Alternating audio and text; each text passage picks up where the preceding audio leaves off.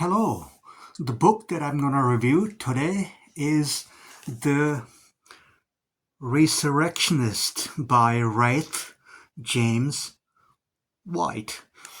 This is a Splatterpunk novel and it was published in 2009. And in 2014, a movie was made called Come Back to Me based on this book. I haven't seen the movie yet, but I finished this book last night and I'm gonna review it. So this book tells the story of a serial killer who has this supernatural ability to bring people back to life after they are dead. So he has this ability to bring back people back to life, to resurrect them, like Jesus brought back Lazarus. But in this, the bad guy, the serial killer, he's way more sinister. So there will be some spoilers, so if you don't want any spoilers, click away now, read the book, come back and let me know what do you think of this book. But otherwise, let's continue. So when Dale was a child, he saw his dad brutally kill his mother, rape and kill his mother. And that's how this book begins. That's the prologue. And Dale is just a child and he sees his dad brutally raping and killing his mom, just skinning her alive. And he calls the cops. Cops come in and they shoot the dad dead. And Dale is in trauma. He's heartbroken. He goes to the dead body of his mom. The dead body is basically in the tatters, and he kisses her on the lips.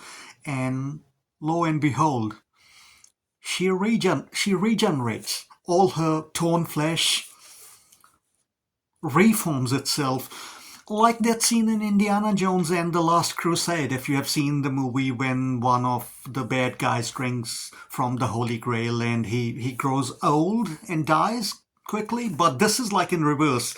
The mom becomes alive and all the cells are reformed and she regenerates. And Dale's like, holy fuck. He finds out he has this power and the police are baffled and they're like, who was the lady here who got brutally murdered? Who are you? Why are you covered in blood? And she's like, I am Lisa. I live here. You shot my husband. And they said, of course, he was killing and raping and skinning you alive. And the police are just baffled and some of them are thinking it's a miracle. And that's how this book opens. So as the story goes on, Dale's mom, Dale McCarthy is his full name, Dale's mom and his grandmother realize that Dale has something supernatural going on. And Dale knows that too. So like, if you have read the autobiographies of many serial killers or seen documentaries about them, you'll see that many of them started as kids, torturing the animals and the birds, cats, dogs. So that's what Dale starts to doing. They have their pet cat. He kills the cat, twists the head of the cat around and then brings her back to life, kills her again. Now, grandmother sees him doing this shit and his mother sees that too. And they tell him, that's bad, Dale. Don't you freaking hurt God's creatures. And he's like, I was not doing anything wrong. I bring them back to life. Thou shalt not kill, I'm not killing anyone. But he's fucking taking this sadistic pleasure in torturing and killing the animals. Okay, the story jumps forward now. We are in Las fucking Vegas. And the story jumps from Dale McCarthy's point of view to the point of view of a young couple named Sarah Lincoln and Josh Lincoln. Oh man, these characters are so blandly written. Typical! Freaking typical! The Sarah is written, oh, she's voluptuous. She has this great physique, and her descriptions of her verge almost on the pornographic. I mean, what do you expect? This is a splatterpunk novel. But she's also an nymphomaniac. And on top of that, she's also a runner. She's addicted to running, which was pretty cool because I like running. So she liked running. So I related to her that with the running hobby, but she's an nymphomaniac. And we have Josh, who was mentioned in the book, typical that he's a big, muscular dude, 6 feet 4 something. And he's almost like Arnold Schwarzenegger. It was written like that. Lazy writing, I think, and he has big muscles and he's gaining a bit of a fat and he's not going gymming as much he used to do. And they are madly and deeply in love with each other. Josh is more laid back.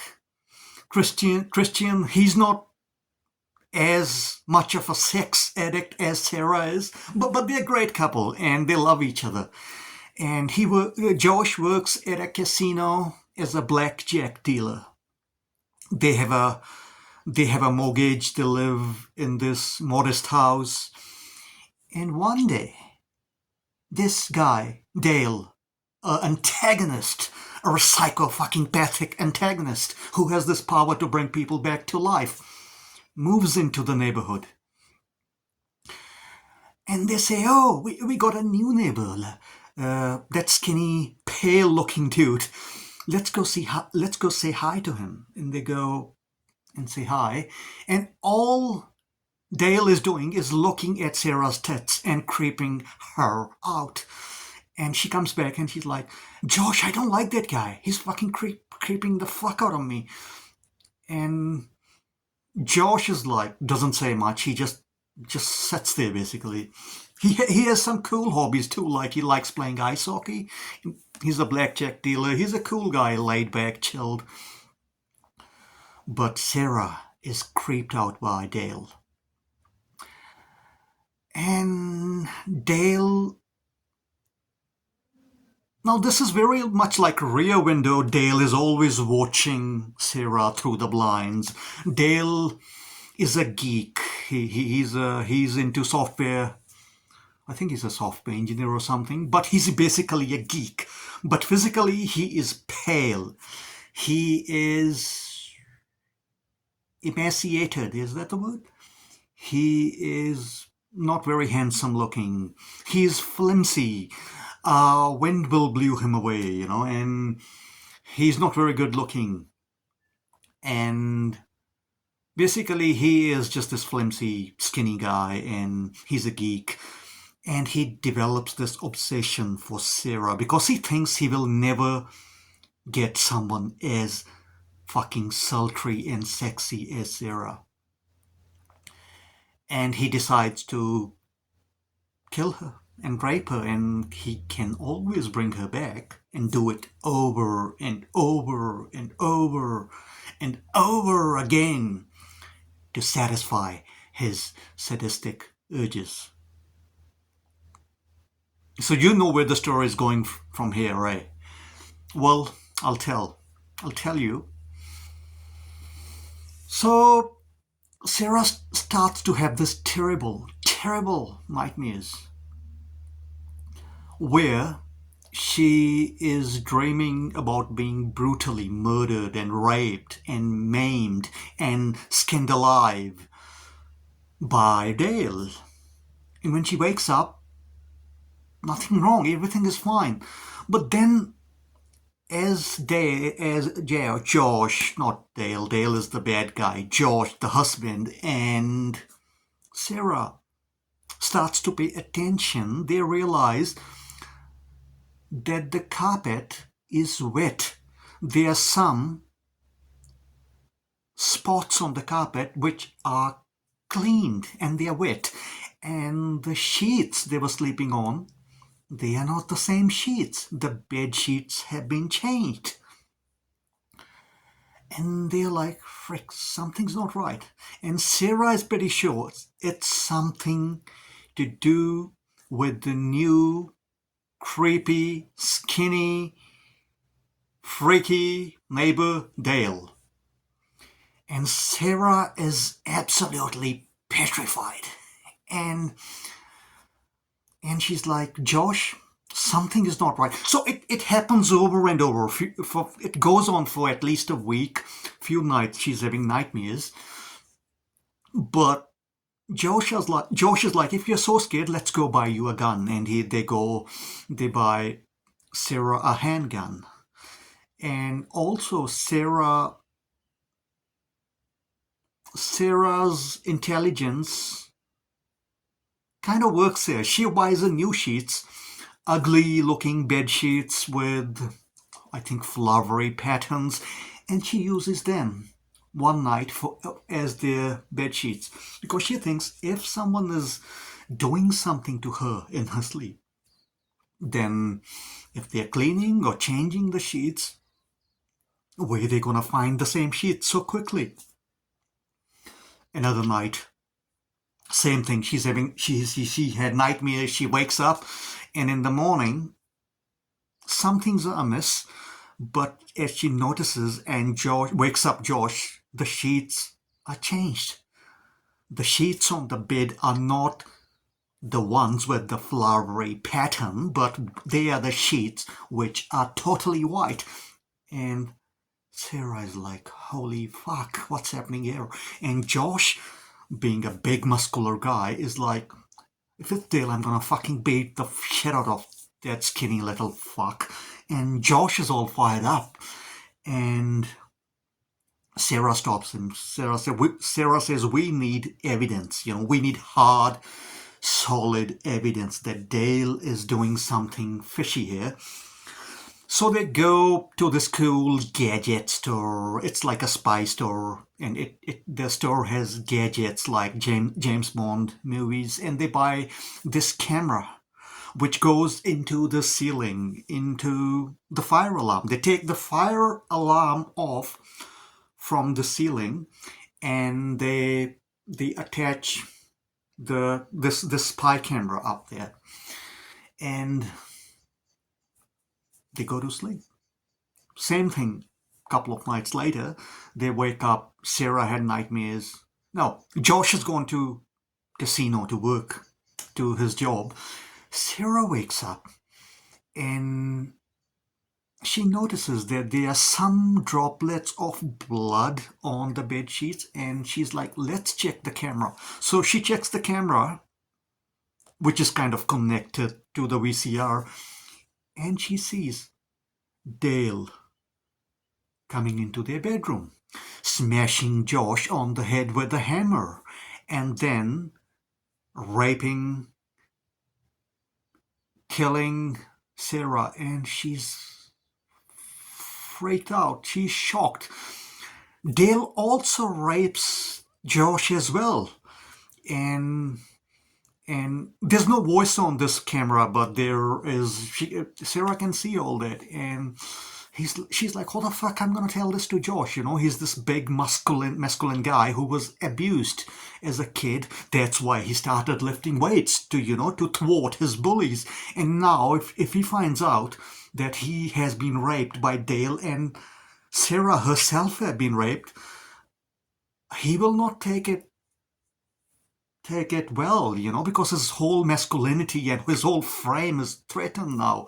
So Sarah is freaked out. She calls Josh, leaves him a voice message, calls the cops, and the cops come in, and the cops watch the tape too, and they see that Josh killing them, raping them, and they also see that after he has done his nasty stuff, he kisses them on the lips, kind of like blowing the breath of life into their mouths, and he brings them back to life, and their body regenerates and reanimates. And the police officers are like, you stupid fucks, you think we are like stupid?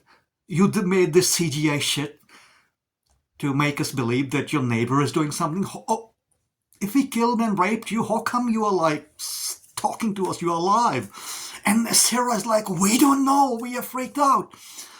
And one of the police officer is Christian, and she's like, okay, let's take you to the hospital and let's do some tests on you, like, to see if you've been abused and raped, and if we find any fluids or if we find any signs of rape. And Sarah said fine, and they do all that, and they don't find any signs of rape because their body regenerated. But after a few days they do find sperm which is not of Josh. Obviously, it has to be that of Dale's. So now the police officers are kind of trying to question this Dale guy and his involvement in what's happening to Sarah and Josh. So that's how the story unfolds. We have Sarah and Josh being head-fucked and literally raped and killed many times a week. It gets a bit repetitive over and over. Every week it's happening. It gets very, very repetitive. So there is this cool police officer who's like Wilford Brimley from... I think he was in the movie called Cocoon. I've never saw this movie. I think it was a hit sci-fi movie from the 80s. But I do remember when I was a little kid watching him in an action movie, in a Jean-Claude Van Damme action movie, Hard Target. He played this cool uncle with I think pump action shotgun, and Jean-Claude Van Damme goes to this cool uncle to get the shotgun to fight the bad guys. He was in that movie, I think, Hard Target.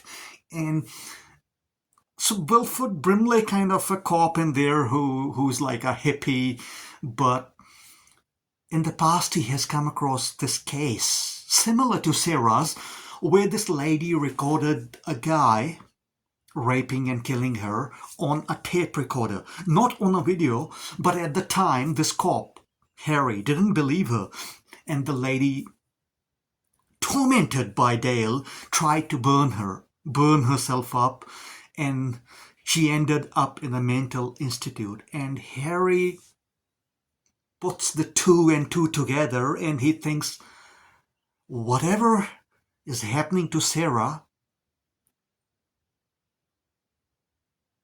is similar to what must have happened to this lady in the past. So he comes into the picture, and the story goes from here on. So this book is 300 pages long. It's not a long book, but I think there's quite a bit of filler here.